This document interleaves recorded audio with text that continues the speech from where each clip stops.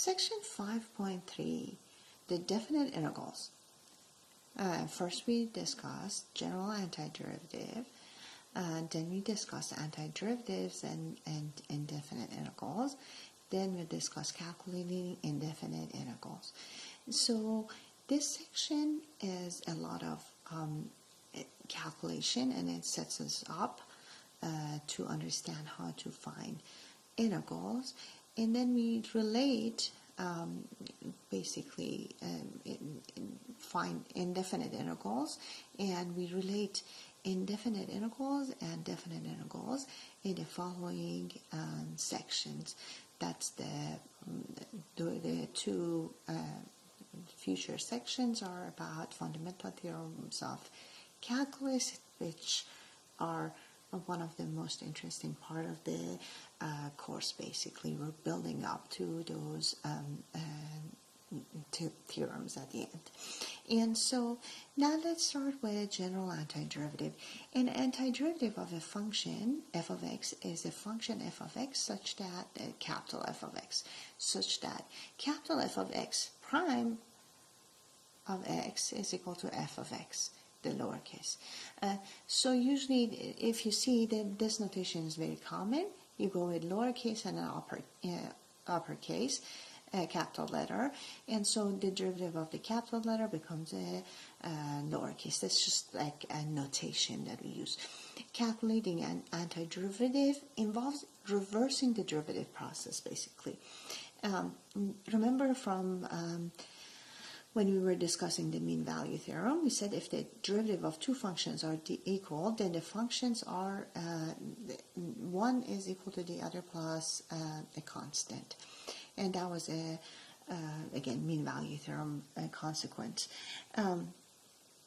So if f and g are both antiderivative of f of x, then this is other way of writing this. Then g of x is equal to f of x plus c. So if capital F and G are antiderivative of lowercase, then capital G is capital F plus C for some constant.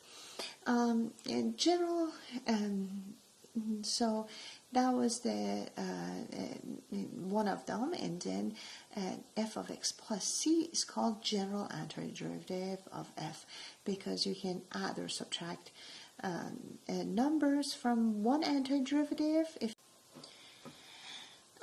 So for example, if an object acceleration is a of t, then the object's velocity is described by the general antiderivative v of t plus c. The object displacement is described by s of t plus c of t plus d, the general antiderivative of v of t plus c. That's like if so there, every time you take the antiderivative, you add a constant in there. And sometimes when you add that constant and you take another antiderivative, then c is derivative of what function? That would be c of t. So let's say a guava moves along the x-axis with the velocity v of t equal to 4t plus 3, starting at t equal to 0. What is its x-coordinate? As a function of time. So it's moving along the x-axis. So when I take the antiderivative of the antiderivative of v of t, and I will not have enough information because I need some initial value in there for the velocity, for the displacement. And so if I take the antiderivative here, it says v of t equal to 4t plus 3, and antiderivative of that is going to be basically, look at this. I'm saying 2t squared, derivative of 2t squared is 4t, derivative of 3t is 3, and derivative of c is 0. So this is the antiderivative. But I don't know, basically, I don't know what that c is. And so that's the problem with this type of questions. You have to have some initial value. And so notice also, if I plug in t equal to 0, then s of 0 is going to be equal to and c, basically. And so if you knew what the position was at time 0, then you could find C basically in this question. Not every question is at time 0, sometimes at other times basically. Now, I just, over here, what I said, oh, look at this is antiderivative of that, just take the derivative and see. That means the reversing the order, right? Now, I'm starting to think, can we formalize it like we did with derivatives? Yes, we can. So let's say function be x to the power n, where n is not equal to -1, then antiderivative is going to be x to the power n plus 1 over n plus 1 plus c. If the x, you have to memorize these things for Calc 2 purposes also. If the function is x to the power -1, then the antiderivative is natural log of absolute value of x plus c. If the function is e to the power x, the antiderivative is e to the power x plus c. If the function is a to the power x, then the antiderivative is a to the power x over ln of a. Okay, so more of antiderivative formulas. I know sine of x, derivative of sine of x is cosine of x, so antiderivative of cosine of x is sine of x plus c. I know derivative of cosine of x is sine of x, so negative sine of x, so derivative of negative cosine of x is sine of x, so antiderivative of sine of x is negative cosine of x.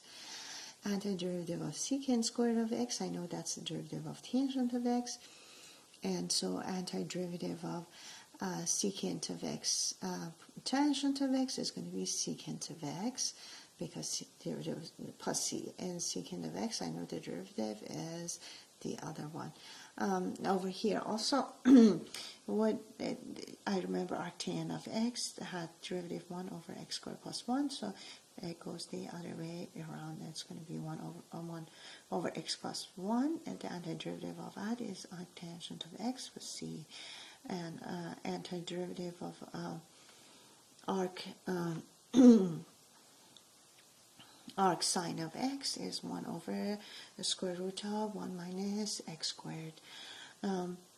So an antiderivative of 1 over the square root of 1 minus x squared is arc sine of x plus c. Memorize all these formulas, remember them, or write them in a piece of paper so you know which one is which. Don't confuse the derivation with antidifferentiation. So one derivation from here, for example, goes bottom to top, antiderivative goes top to bottom. Bottom to top, derivation, antiderivative, top to bottom over here, and all of the other ones also. So don't confuse them with each other. The indefinite integral, the notation is the summation notation, f of x dx equal to f of x plus c. Well, this f of x is the integrand, again, and that's the function. So these two parts are just the notation, and this part is the one that you look to find the antiderivative of plus c. That what this means is that f prime of x is equal to f of x. This side, the capital letter f prime of x is equal to lowercase f of x, and we say capital letter f of x plus c is the general antiderivative or indefinite integral of lowercase f of x. So lowercase is the antiderivative, is the function, and uppercase is the antiderivative. And this summation notation made another appearance in this section, and we call it indefinite integral. In the past section, we called it definite integral, and the relationship between the two is not going to be obvious until we get to the next two sections, and those are the fundamental theorems of calculus.